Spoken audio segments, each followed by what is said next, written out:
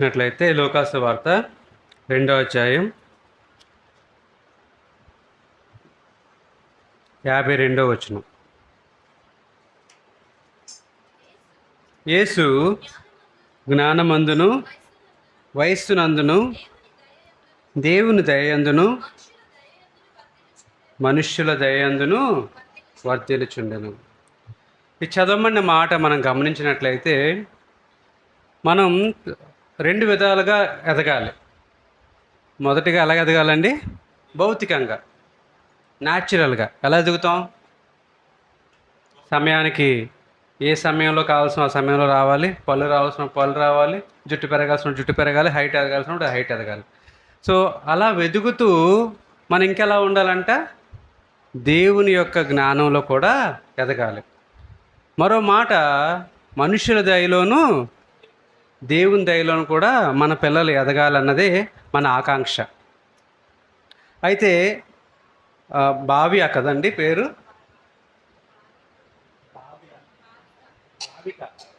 భావిక, చక్కని పేరు.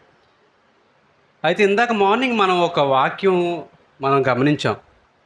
రోమిలు రాసిన పత్రిక 12వ అధ్యాయంది 2వ వచనం ఏం చదివామండి? చాలు, ఆ మాట చాలు. నేను అంటే మనం చేసే ఏ పని కూడా లోకంలో ఉన్న మర్యాదను అనుసరించకుండా, ఒకవేళ మీరు ఇప్పుడు హెయిర్ కట్ కానివ్వండి, లేదనుకుంటే అక్షరాభ్యాసం కానివ్వండి, ఇవి దేవునికి మహిమ కలిగించేటట్లు మీరు జరిగిస్తే మంచిది. అలా కాదండి, మా చుట్టాల్లోని మా పట్టాల్లోని ఇలా చేసేవారండి కాబట్టి మనం కూడా అలా చేద్దాం అనుకున్నామండి అని అంటే అది మంచిది కాదు. ఇది ఒక్కటే నేను హెచ్చరించాలని ఆశపడుతున్నాను. ఎందుకంటే మనం అనేకమైన వాటి గురించి మనం ఆలోచించకుండా దేవునిలో ఎదగడానికి మనం ఆలోచించాలి. యేసు ప్రభు వారు కూడా ఆయన యెరూషలేములో దేవాలయం తీసుకొచ్చినప్పుడు ఆయన తీసుకొచ్చిన దానికి ఒకటే ఒక నిదర్శనం ఏంటి? ఎందుకు తీసుకొచ్చారు వాళ్ళ తల్లిదండ్రులు చెప్పండి? సున్నతి చేయడానికి.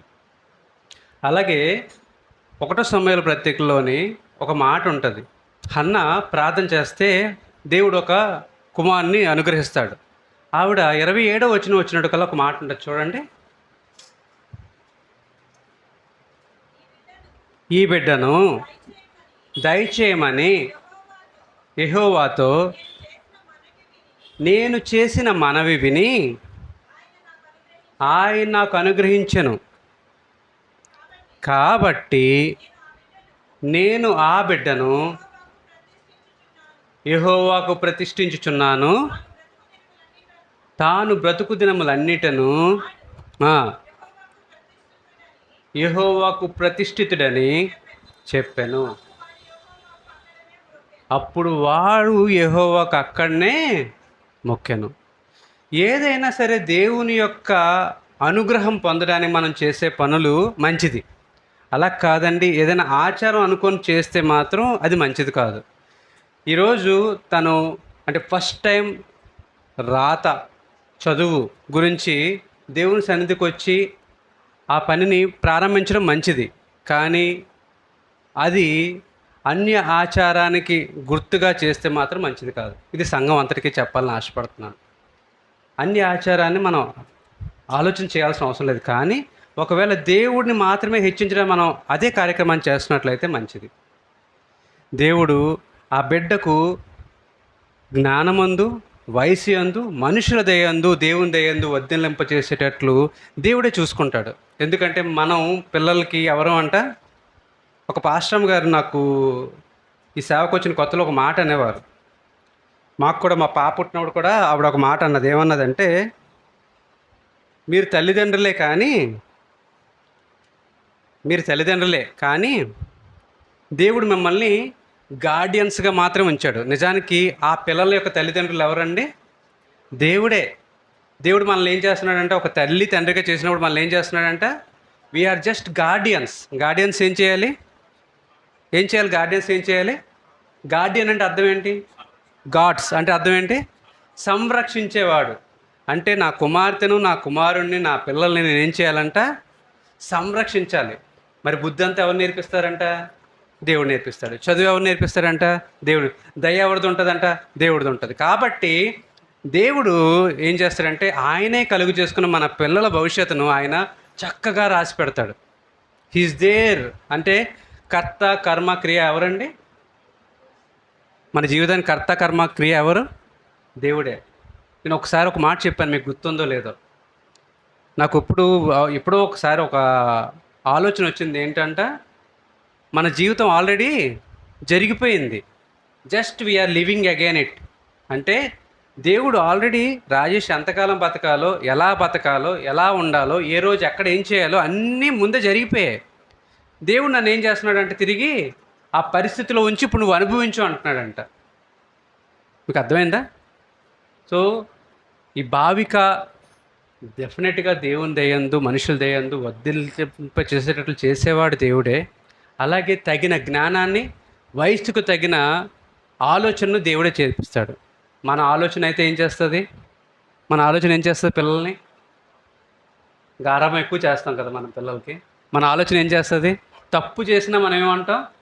పర్వాలేదని సరిపెట్టుకుంటాం. కానీ దేవుని యొక్క క్రమశిక్షణ ఎలా ఉంటుందంటే తప్పే చేయకుండా ఉండేటట్లు చూస్తారు. దేవుని క్రమశిక్షణ ఎలా చేస్తుంది? ప్రతి పనిలో తన్నే మంచి పొజిషన్లో ఉండేటట్లు చేస్తారు.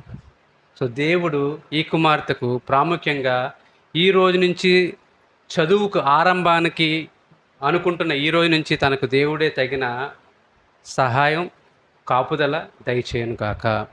దేవుడి వాక్యాన్ని దీవించును గాక. నమ్మకం కలిగిన మహాతండ్రి, దయామయుడ, మమ్మల్ని కాచి కాపాడుతున్న దేవా మీకే స్తోత్రములు. ప్రభా, చిన్నపిల్లల్ని నా యొద్దకు రానివ్వండి, వాళ్ళని ఆటంకపరచవద్దని చెప్పిన గొప్ప తండ్రి ప్రభా. అవును, చిన్నపిల్లలు నీకు ఎంతో ఇష్టమైన వాళ్ళు. వారిని ప్రభా నువ్వు హక్కును చేర్చుకోవాలన్నదే నీ కోరిక ప్రభా. వారికి ఎటువంటి ఇబ్బంది లేదు. వారు డైరెక్ట్గా దేవునితో వాళ్ళకి ముఖాముఖిగా మాట్లాడే ఒక గొప్ప లక్షణాలు మీరు ఇచ్చిన దేవా మీకే స్తోత్రం ప్రభా. ప్రాముఖ్యంగా ఈరోజు భావిక విషయంలో మీ యొక్క సన్నిధికి వస్తున్నాం తండ్రి, మీకే స్తోత్రం ప్రభా. భావిక ఈ రోజు నుంచి ప్రభా తను చదవడానికి ప్రభా తన యొక్క ఆలోచన, వాళ్ళ యొక్క తల్లిదండ్రులకు మీరు ఇచ్చిన ఆలోచన బట్టి నీకే వేలాది స్తుతులు స్తోత్రములు ప్రభా. వారు నీ సంఘంలో ప్రభా, నీ మందిరంలో ప్రభా, వారు తన కుమార్తెను ప్రాథమికంగా ప్రభా వారు ఎలా రాయాలో, ఎలా నేర్చుకోవాలో, ఎలాగ తన యొక్క చదువులో ముందుండాలో అనే ఆలోచనతో మీరు ఏర్పాటు చేసిన విధానం బట్టి, ఈ దినాన్ని బట్టి మీకే వేలాది స్తుతులు స్తోత్రములు ప్రభా. ప్రాముఖ్యంగా తన యొక్క జ్ఞానంలోను, తన ప్రభా ప్రాముఖ్యంగా తన ఎదుగుదలలోను మీ కృప దయచేయండి తండ్రి, మీకే స్తోత్రం ప్రభా. మనుషుల జ్ఞానం మాకు వద్దు, కానీ దైవిక జ్ఞానాన్ని మీరు దయచేయండి తండ్రి, మీకే స్తోత్రం ప్రభా. మీ యొక్క దయలో తను భద్రపరచండి తండ్రి, మీకే స్తోత్రం ప్రభా. భావికాన్ని ప్రభా మంచిగా చదవడానికి, తన యొక్క కెరీర్ని ప్రభా మంచిగా ఉంచడానికి మీ కృప దయచేయండి. మీరు మాకు మంచి భవిష్యత్తును ప్రభా పదిలపరుస్తున్న విధానం మాకు తెలుస్తుంది, మీకే స్తోత్రం ప్రభా. భావికాన్ని చాలా ప్రాముఖ్యంగా ప్రభా మీ సన్నిధిలోకి తీసుకొస్తున్నాము. తన మీద మెండైన దీవెనలతో ప్రభా మీరు ప్రభా దీవించండి తండ్రి, మీకే స్తోత్రం ప్రభా. ప్రాముఖ్యంగా ఈరోజు జరగబడే కార్యక్రమం అంతట్లో మీరే ఉండి మహిమ ఘనత పొందమని ప్రభువైన యేసుక్రీస్తు నామమున అడిగి కనపరిచి పెట్టుకుంటున్నాం పరమ తండ్రి, ఆమేన్.